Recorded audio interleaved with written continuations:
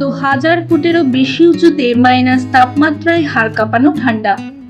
বাতাসে অক্সিজেনের মাত্রা এতটাই কম যে সাধারণ মানুষের পক্ষে শ্বাস নেওয়াই প্রায় অসম্ভব। কিন্তু ঠিক এই চরম প্রতিকূল নরকের বুকে ভারত তৈরি করে ফেলল এক গোপন শক্তির মহাকাব্য। লাদাখের বরফ শীতল মাটির মাত্র 1 কিলোমিটার নিচে ফুটছে এক অবিশ্বাস্য আগ্নেয়গিরির নতুন তাপ। আর সেখান থেকে এবার জন্ম নিতে চলেছে ভারতের এনার্জি সেক্টরের সবচেয়ে বড় গেম চেঞ্জার, জিওথার্মাল এনার্জি বা ভূতাপীয় শক্তি। ওএনজিসি এবং ভারতীয় ইঞ্জিনিয়াররা চীনের নাকের ডগায় দাঁড়িয়ে কিভাবে এই অসাধ্য সাধন করলেন, জানতে হলে ভিডিওটি শেষ পর্যন্ত দেখুন। প্রথমে বোঝা যাক এই ম্যাজিকটা আসলে কি। একে বলা হয় জিওথার্মাল এনার্জি। বিজ্ঞানীরা বলছেন কোটি কোটি বছর আগে ইন্ডিয়ান প্লেট যখন ইউরেশিয়ান প্লেটের সাথে ধাক্কা খেয়েছিল, তখন হিমালয়ের এই পুরা ভ্যালির নিচে তৈরি হয়েছিল এক বিশাল থার্মাল জোন। এখানে মাটির মাত্র 400 মিটার নিচে তাপমাত্রা প্রায় 135 থেকে 140 ডিগ্রি সেলসিয়াস। আর ভেতরের আসল তাপমাত্রা কত জানেন? প্রায় 240 ডিগ্রি সেলসিয়াসেরও বেশি। এখন প্রশ্ন হলো, আমাদের তো সোলার আর উইন্ড পাওয়ার আছে, তাহলে এটার কি দরকার ছিল? সাধারণ সোলার প্যানেল রাতে কাজ করে না, আর উইন্ড মিল বাতাসের ভরসায় চলে।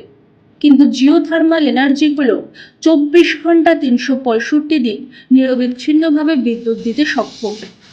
বিজ্ঞানের ভাষায় একে বলা হয় বেস লোড পাওয়ার।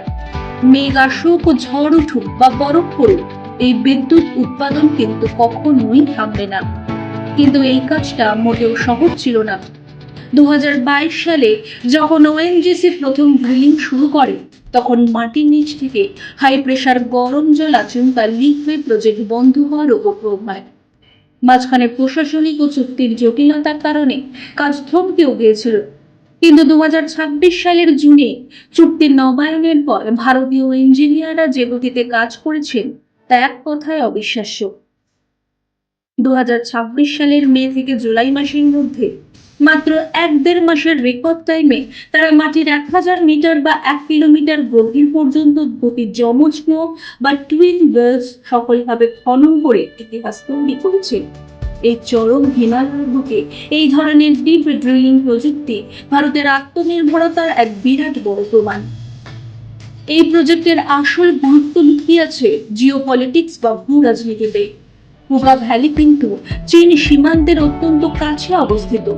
এতদিন শীতকালে এই দুর্গম বর্ডার এলাকায় ভারতীয় সেনা এবং সাধারণ নাগরিকদের জন্য কোটি কোটি টাকার দামি ডিজেল পুড়িয়ে জেনারেটর চালাতে হতো। কিন্তু এবার সেখানে মিলবে সম্পূর্ণ বিনামূল্যে 24 ঘন্টা গ্রিন এনার্জি। শুধু কি বিদ্যুৎ? একদমই না। এই ফুটন্ত বাষ্প দিয়ে শীতকালে ভারতীয় সেনাদের বাংকার, স্থানীয় হাসপাতাল এবং ঘরবাড়ি গরম রাখা যাবে। এমনকি মাইনাস তাপমাত্রাতে তৈরি হবে গ্রিন হাউস ফার্মিং, যার ফলে বরফের ওপর দাঁড়িয়েও জওয়ানরা তাজা শাকসবজি চাষ করতে পারবে। এটাকেই বলে এক ঢিলে একাধিক পাখি শিকার। বিশ্বের বুকে আইসল্যান্ড বা আমেরিকার মতো দেশগুলো এই প্রযুক্তিতে অনেকটাই এগিয়ে, কিন্তু ভারত এবার এই গ্লোবাল জিওথার্মাল ম্যাপে নিজের নাম খোদাই করে নিল। জিওলজিক্যাল সার্ভে অফ ইন্ডিয়া বলছে ভারতের বিভিন্ন প্রান্তে এরকম 381টি হট স্প্রিং আছে, যা থেকে প্রায় 10,600 মেগাওয়াট বিদ্যুৎ তৈরি সম্ভব। লাদাখের এই 1 মেগাওয়াটের পাইলট প্ল্যান্টটি তো কেবল শুরু।